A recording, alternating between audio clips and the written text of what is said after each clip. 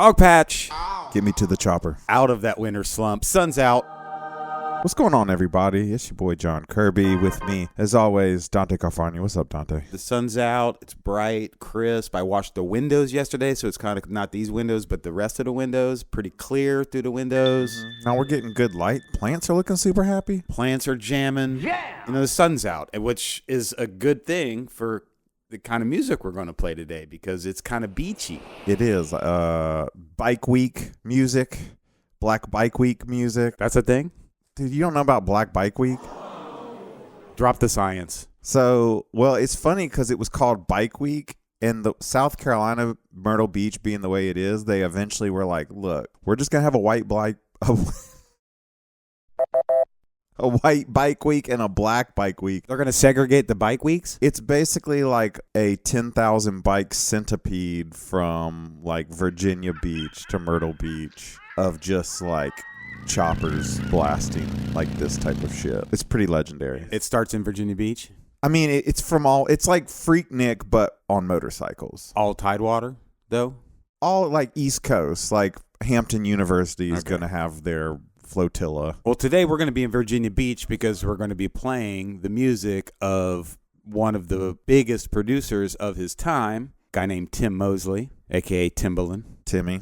Kind of reinvented the landscape of R&B and rap circa 95 until about 2007, 2008. And I'm going to say, having like gone from middle school to high school to graduation with this guy like really coming of age as a producer, like he wasn't necessarily like aping the sounds of the East Coast. He wasn't like doing some like Dirty South strictly strip club thing.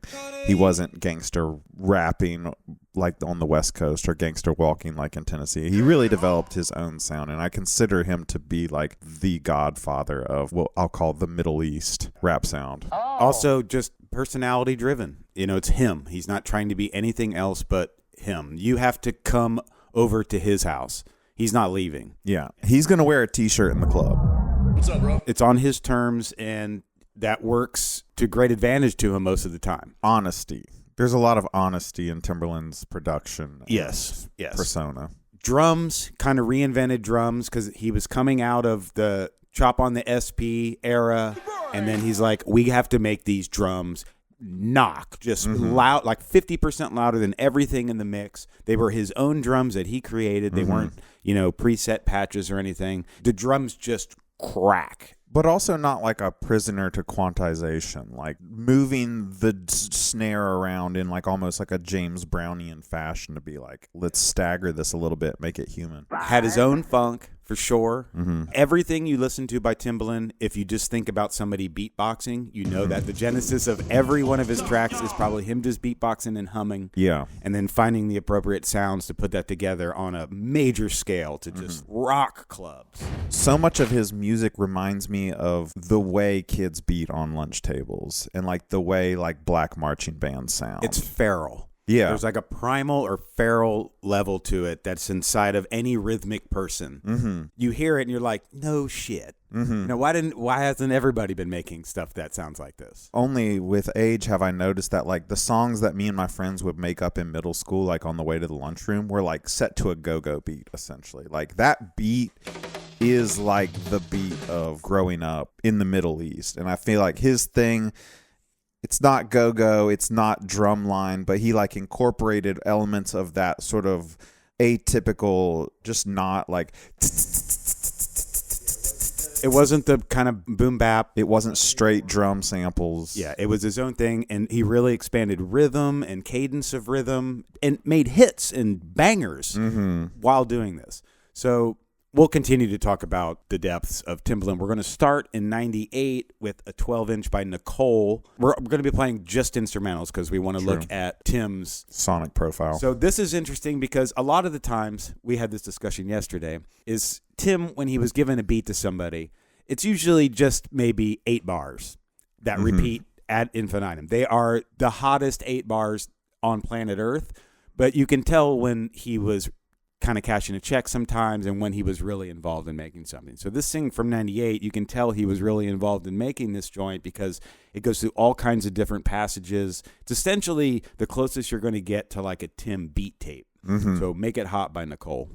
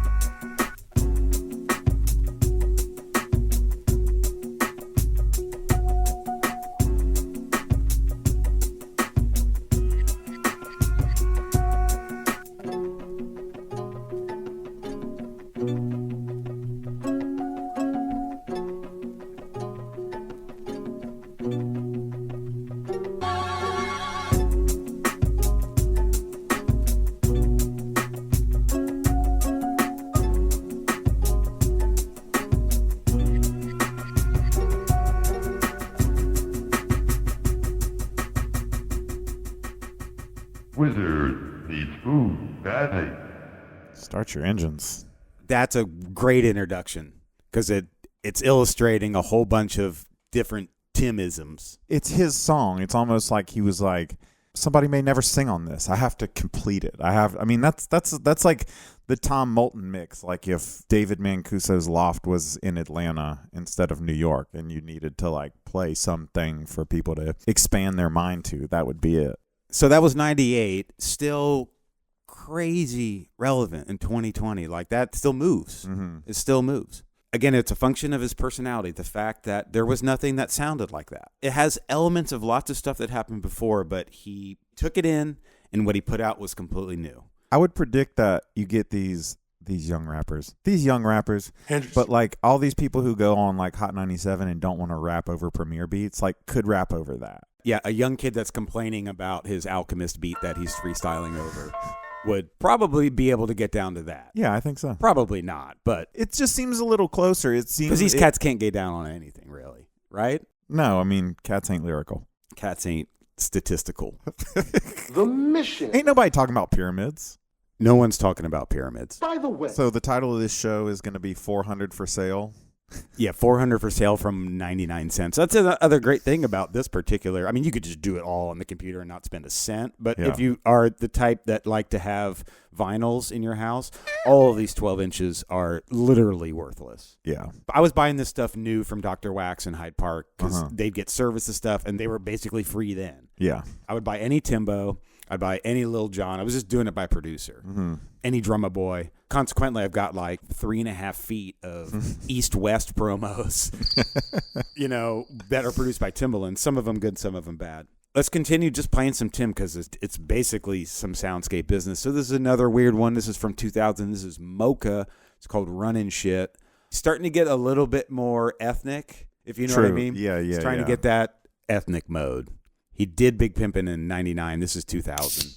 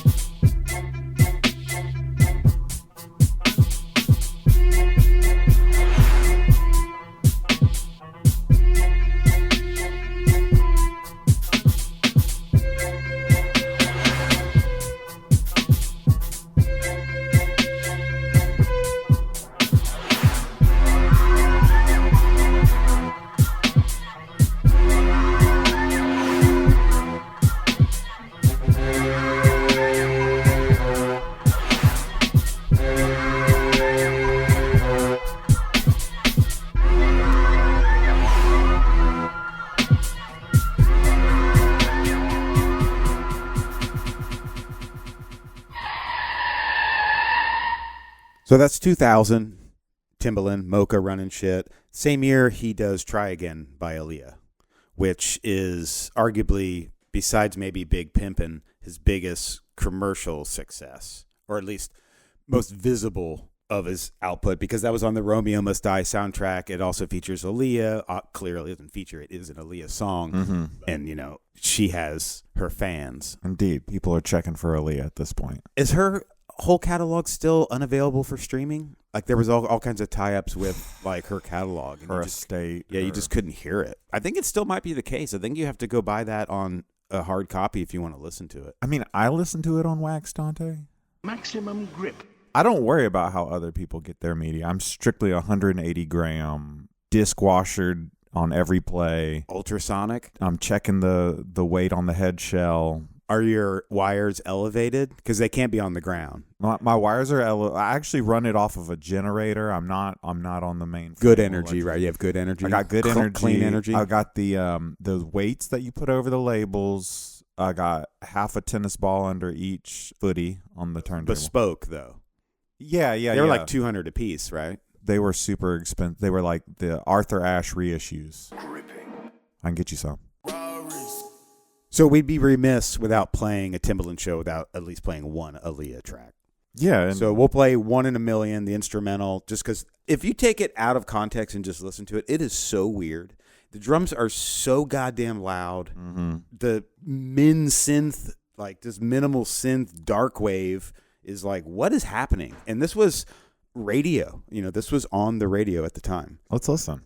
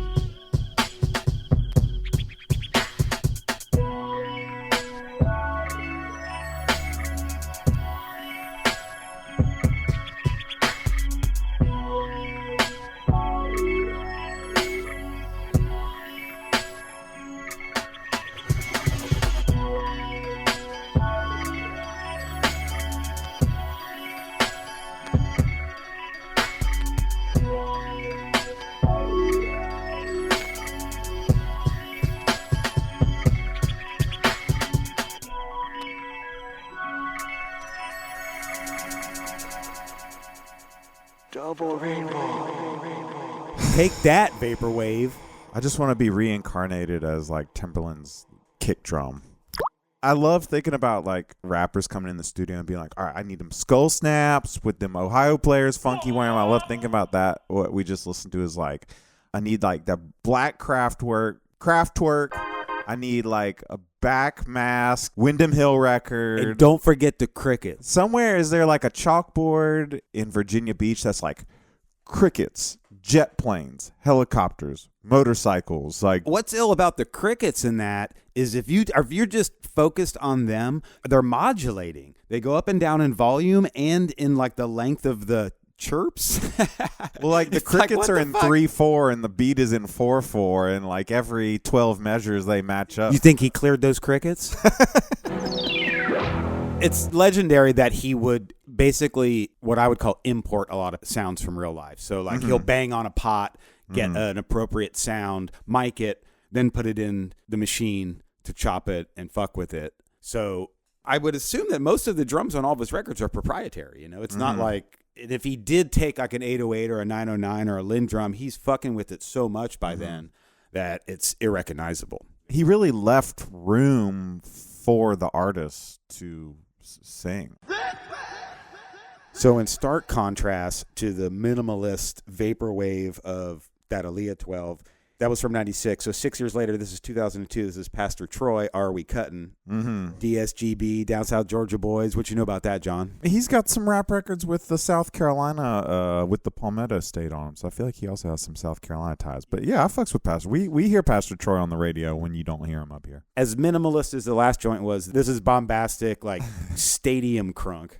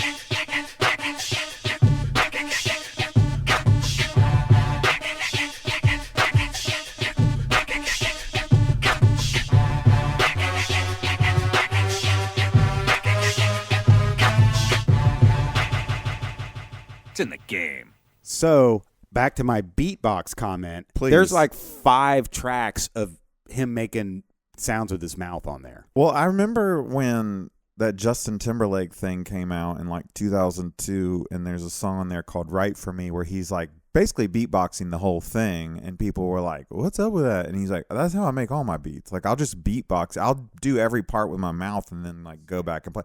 And I think that's why it sounds like so human and so like uncomputerized. Also, keep forgetting in our critical analysis of this, all this shit is funky as hell. Nothing wrong. It's so funky. With the jock jams, synth stabs, with the arena rap Stadium anthem. crunk. Yeah, stadium crunk. Stadium crunk.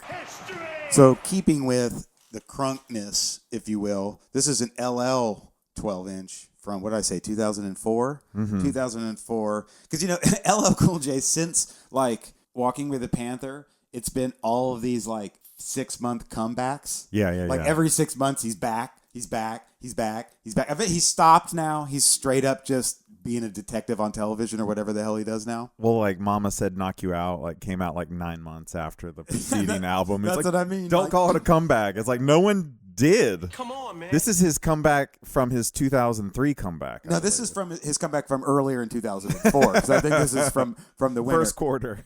Head Sprung by LL Cool J.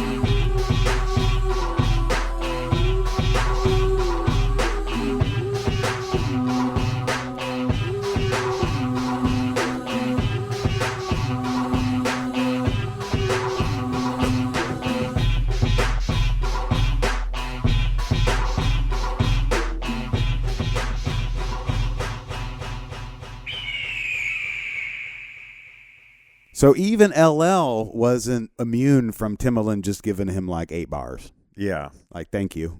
Moving along. That track, for some reason, I mean, it maintains stubborn footing in, like, Johnny Skloot, like, 3 time zones away, like, just got up from his desk and, like, danced in place to that shit. Like, that shit still moves like cats. Like, it's... Even in Timbaland's, like, most commercial stuff, there's still something, like, very exceptional. There was a Lil Kim, probably the same damn month as this, that had a similar just, like, tear the club up vibe where it was really high energy. And, like, for me, truthfully, this hasn't aged nearly as well as the Cosmic Weirder stuff. No. It still bangs, but I'm not going to reach for it when I'm like, where's my Timbaland? Where's my Timbaland? So another big landmark for Tim as far as his visibility to Joe Blow is that he produced Pony for Genuine, which if you've ever been in a strip club or seen a movie about a strip club or even heard about the idea of a strip club, you've heard Pony. Absolutely. It's strip club perennial. Genuine and Missy and Tim in the early 90s were kind of swept up by Devontae Swing of Jodeci. Can you tell us a little bit more about what happened during that time? Well, it's interesting. When we were trying to figure out where in New York State this happened, I figured out that Timbaland had written a memoir.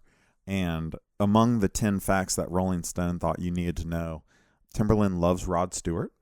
He has a bullet lodged in his arm from working at Red Lobster when 2 of his coworkers were transporting a gun through the kitchen and it went off. He still has the bullet in him? He still has the bullet in him from the Red Lobster.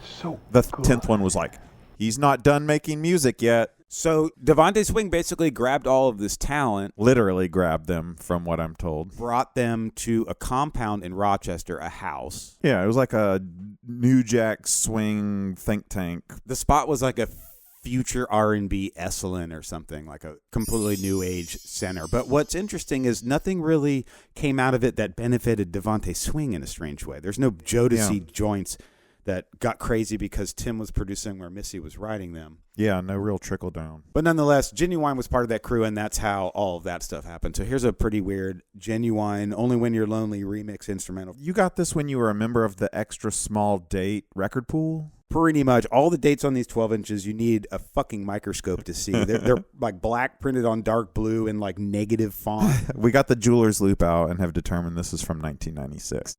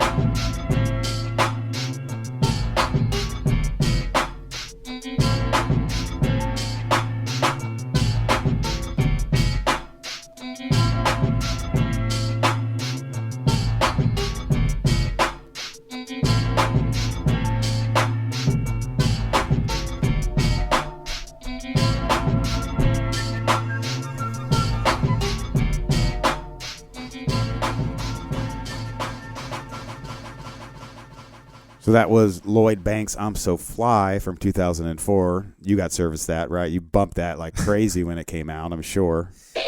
2 records in the sleeve, no inner sleeves, just You had a crazy skated routine, up. crazy routine with that. So that was another really, really hot loop, and that's about it. So he's like, thank you, G Unit. I will take this check. Go. Mm-hmm.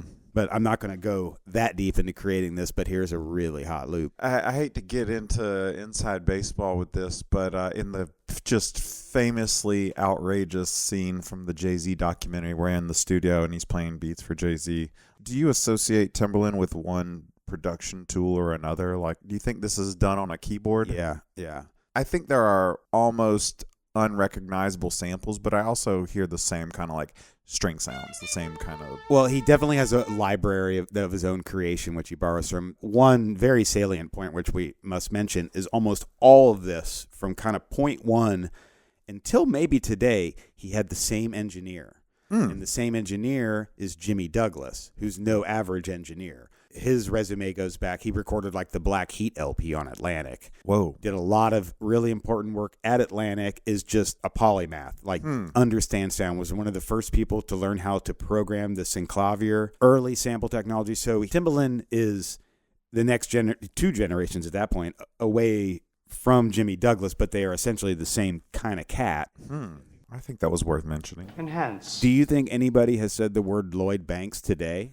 Or you think we're the first people on the planet that have said Lloyd Banks? It's after lunch in New York. Has anyone said Lloyd Banks That's today? what I mean. Did anybody say the word Lloyd Banks? It would have to be like his neighbors talking about him. No, they would still say Mr. Banks. They're not going to say, like, my neighbor Lloyd Banks, his dog is shitting all over my yard. It's not, like, that's not going to happen. But he goes to the laundromat and he's like, I have a pickup for Lloyd Banks. But they're not saying... He'll say it. Has Lloyd Banks said Lloyd Banks today?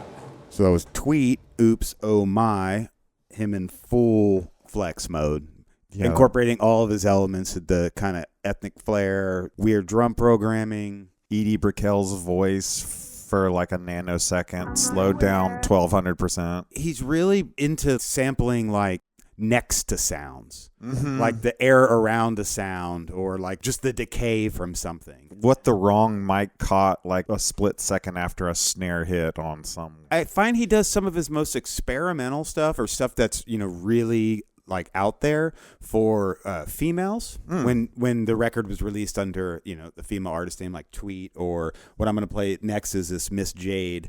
So when he formed Beat Club, his own little subsidiary label, he was putting out a lot of 12s. That's when he did Bubba Sparks and all this. And Miss Jade I think she was from Philly.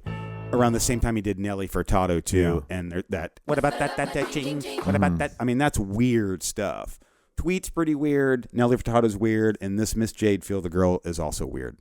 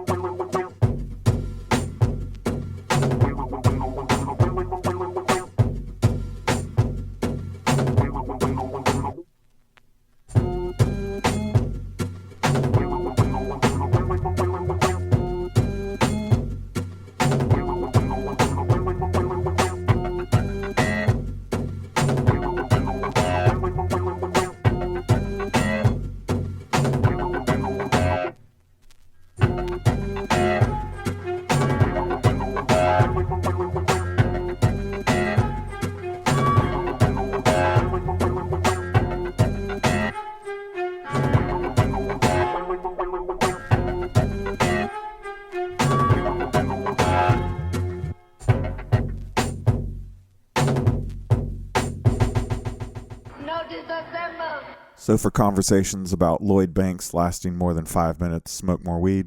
That was the solution. Yeah, that's what it said on the bottle. And then listen to a Miss J 12-inch. Underwater Jaw Harp and Acoustic Guitar Dust by...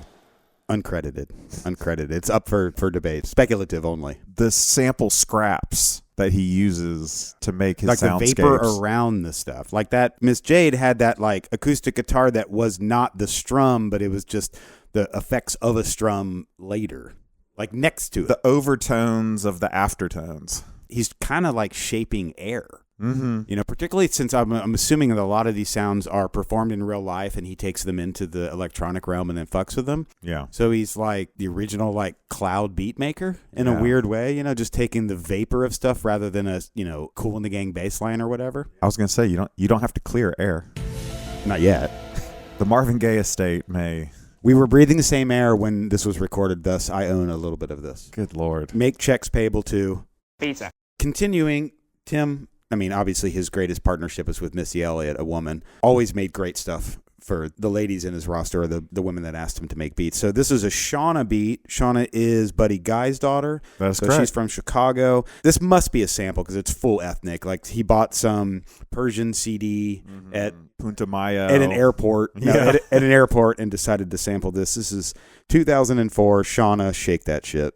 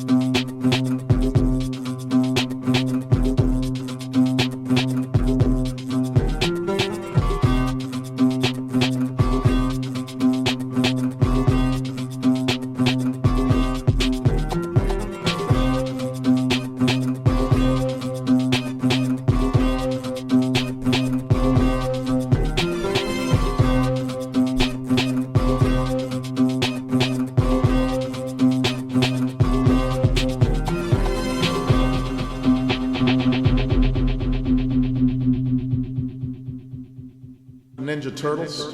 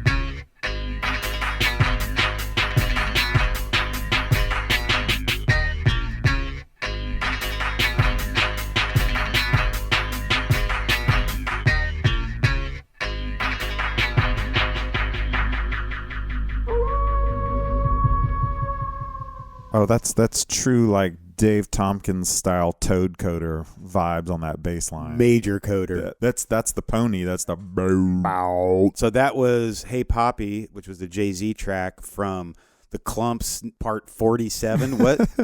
I've never seen 1 second of no Clumps. Oh. Yeah. Clumps is from an off-spin of The Nutty Professor. Mm-hmm.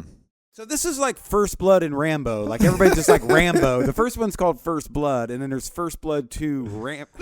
The funny thing is the design on this 12-inch sleeve makes it look like one of these people is Jay-Z, one of these people is Memphis Bleak, and one is Emil. Because it's not until you get to the very bottom that you read about the Nutty Professor 2, the Clumps soundtrack. It does say Jay-Z really big above the fat Eddie Murphy character on there. My God. How many Clumps are there? Like, no, not like characters. How many movies? And Eddie Murphy has been doing this shit the whole time. It hasn't been like relegated to some other person now. Whoever took over from Macaulay Culkin in Home Alone 3. Is that a thing? Yeah, Home Alone 3 does not have Macaulay Culkin in it. Who is it? Eddie Murphy. Let's talk about some music. Little known. It looks like 2 is where they stop with the Clumps. So this next thing that we'll play is a little bit more like conventional, I guess. It seems to me like a Raheem DeVaughn or like Donnell Jones kind of joint, like that smooth R&B tip thing that like male singers were getting into in the early 2000s. It's another Tweet single called Boogie Tonight, but it's interesting because he does take that kind of basic shape that you described, but it's still super Timbaland with the addition of like really strange sonic spaces. Like the percussion is in some like doing whatever, and then he brings in these Rhodes. So this is not truly the ultimate Tim example, but just an example of him being able to do whatever the fuck he wants. This is Tweet Boogie Tonight.